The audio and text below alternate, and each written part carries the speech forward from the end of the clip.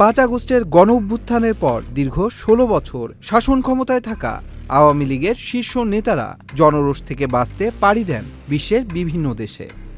বিশ্বের বেশ কিছু দেশে আওয়ামী লীগ নেতারা আত্মগোপনে চলে গেলেও দলটির অধিকাংশ প্রভাবশালী নেতৃবৃন্দই ঠাঁই করে নেন পার্শ্ববর্তী দেশ ভারতে।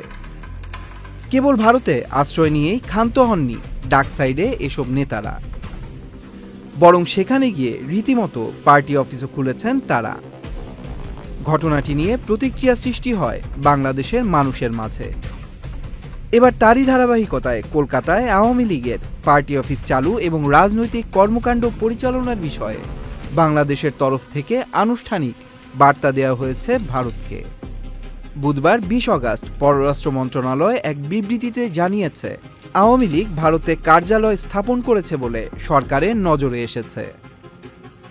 বিবৃতিতে আরও বলা হয়, বাংলাদেশে নিষিদ্ধ রাজনৈতিক দলের পলাতক নেতাকর্মীদের মাধ্যমে ভারতের মাটিতে বৈধ বা অবৈধভাবে অবস্থান করে কার্যালয় স্থাপন সহ বাংলাদেশের স্বার্থবিরোধী যে কোনো রাজনৈতিক কর্মকাণ্ড বাংলাদেশের জনগণ ও রাষ্ট্রের বিরুদ্ধে সুস্পষ্ট চ্যালেঞ্জ। বাংলাদেশ সরকার ভারত সরকারকে আহ্বান জানায় যেন কোনো বাংলাদেশি নাগরিক ভারতের মাটিতে অবস্থান করে বাংলাদেশের বিরুদ্ধে কোনো কর্মকাণ্ড পরিচালনা না করতে পারে এবং কোনোভাবেই এমন কার্যক্রমকে অনুমোদন বা সহায়তা না দেয়া হয়। পাশাপাশি ভারতের মাটিতে বাংলাদেশে নিষিদ্ধ আওয়ামী লীগের রাজনৈতিক অফিস দ্রুত বন্ধ করতে হবে। এর আগে চলতি বছরের 21 জুলাই একটি এনজিওর আড়ালে নিষিদ্ধ দল আওয়ামী লীগের বেশ কিছু সিনিয়র নেতা দিল্লি প্রেস ক্লাবে উপস্থিত সাংবাদিকদের মাঝে বুকলেট বিতরণ করেছিলেন। বাংলাদেশ সরকারের এই বিবৃতির বিপরীতে জবাব দিয়েছে ভারতের পররাষ্ট্র মন্ত্রণালয়।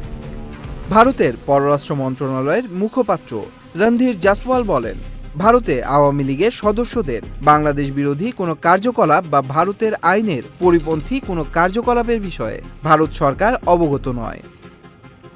ভারত সরকার তাদের মাটি থেকে অন্য কোনো দেশের বিরুদ্ধে রাজনৈতিক কার্যকলাপ পরিচালনার অনুমতি দেয় না। বাংলাদেশের অন্তর্বর্তী সরকারের বিবৃতি ভুল বলে আখ্যায়িত করে ভারত। ভারত প্রত্যাশা করে জনগণের ইচ্ছা এবং ম্যান্ডেট নিশ্চিত করার জন্য বাংলাদেশে যত তাড়াতাড়ি সম্ভব অবাধ, সুষ্ঠু এবং অন্তর্ভুক্তিমূলক নির্বাচন অনুষ্ঠিত হবে। Tanmoy Mahmud, Channel I online.